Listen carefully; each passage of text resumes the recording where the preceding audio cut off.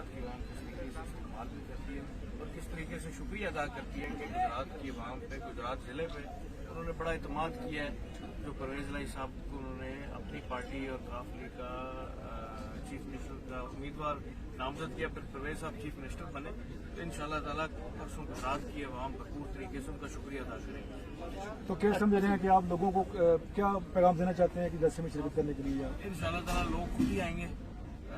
पैगाम तो हम अपने हल्कों में, अपने ज़िले में हर किसी को दे रहे हैं, बट इंशाअल्लाह ताला हमारे ज़िले की आवाम खुद ही आएगी इमरान खान साहब का शुक्रिया अदा करेंगे। अच्छा सर, ये बहुत बड़ा स्टेडियम है, क्या आप दोनों जमातें मिलकर इसको भर पाएंगी?